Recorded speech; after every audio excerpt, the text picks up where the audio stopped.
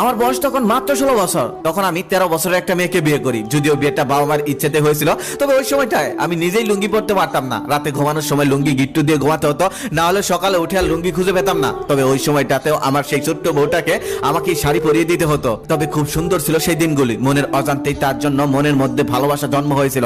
প্রথম কেউ বলতে সেই ছিল আমার জীবনে। সে ছিল খুবই ছোট্ট, হাসতো খেলতো, ওর কাণ্ড কারখানা দেখে বাবা মা হাসতো, আমিও হাসতাম। সারাদিন হই হুল্লা করে যখন সে রাতে শুতে যেত তখন সে কান্না করতে আর বলতো আমার মাথা ব্যথা করছে, পা ব্যথা করছে। তখন আমি তার মাথা টিপে দিতাম, পা টিপে দিতাম, আর মনে মনে ভাবতাম আমারই তো বউ, আমি ছাড়া কে তাকে সেবা করবে।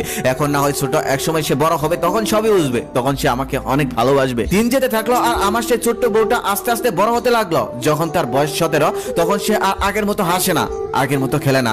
এখন সে অনেকটা বুঝতে শিখে গেছে, এখন সে অনেকটা বড় হয়ে গেছে। শ্বশুর বাড়িতে গেলে আমি সবসময় একা থাকতাম, কারণ সে বলতো তুমি আমার সাথে বেরোবে না, তোমার সাথে আমার বেরোতে লজ্জা লাগে। আমার অনেক কষ্ট লাগতো, তবে কষ্টগুলো লুকিয়ে রাখতাম, কাউকে বলতাম না। প্রত্যেকবারই বাবার বাড়ি থেকে আসার সময় বায়না ধরতো, বলতো আরো কিছুদিন থেকে যাব।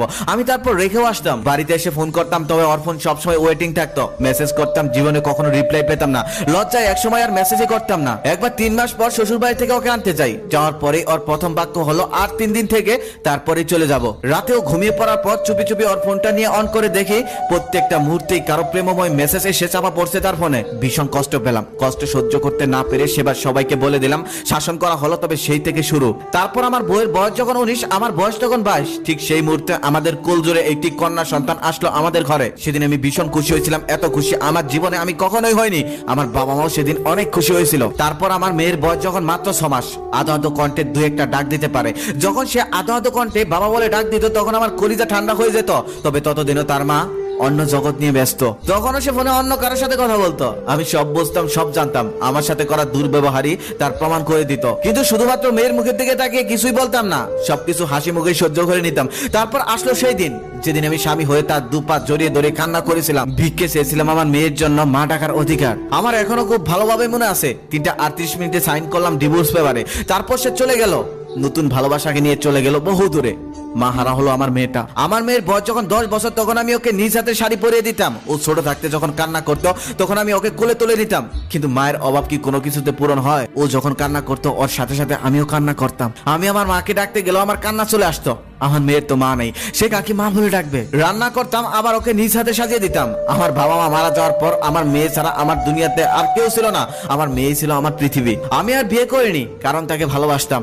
আগেও ভালোবাসতাম, এখনো ভালোবাসি। এখন মেয়ের বিয়ের কথা চলছে। মেয়ের বিয়েটা হয়ে গেলে হয়তো আমি আবার একা হয়ে যাব। মেয়ের অনিচ্ছা সত্ত্বেও বিয়ের দিন ওর মাকে খবর দিয়েছিলাম, সেও এসেছিল। অনেকদিন পর তাকে দেখলাম, অনেকদিন। 6 মাস 3 দিন 22 মিনিট কম 24 বছর। কল্পনায় ভেবেছিলাম ও হয়তো এখনো সেই ছোট্ট মেয়েটি আছে, কিন্তু না, এখন সে বড় হয়ে গেছে। আমার মতোই চুলে পাক ধরেছে। ওর এখন 2টা সন্তান আছে, অনেক বড় বড়। আমি সেদিন ভালোবাসার কাছে হার মেনে তাকে জিজ্ঞেস করেছিলাম, আচ্ছা এখনো কি তোমার মাথা ব্যথা করে? এখনো কি তোমার পা ব্যথা করে? সে মাথা নাড়িয়েছিল, তবে কি বুঝিয়েছে তা বুঝতে পারিনি, কারণ আমার 2 চোখ তখন জলে একদম চলচল করছিল। কিছুই দেখতে পারছিলাম না। তাছাড়া আমার বয়স তো আর আগের মতো নেই। কিন্তু আমার মেয়ে সেদিন ওর সাথে দেখা করেনি। পর্দার আড়াল থেকে শুধু একটা প্রশ্ন ছুড়ে দিয়েছিল, আচ্ছা আমার বাবার 24 বছর কি ফিরিয়ে দিতে পারবেন? যদি না পারেন তাহলে আর কখনো আসবেন না। আমার মায়ের দরকার নেই, আমার বাবাই আমার মা। আমি বাবাকে নিয়ে প্রাউড ফিল করি। আমার মায়ের দরকার নেই, আমার কাউকে মা বলার দরকার নেই।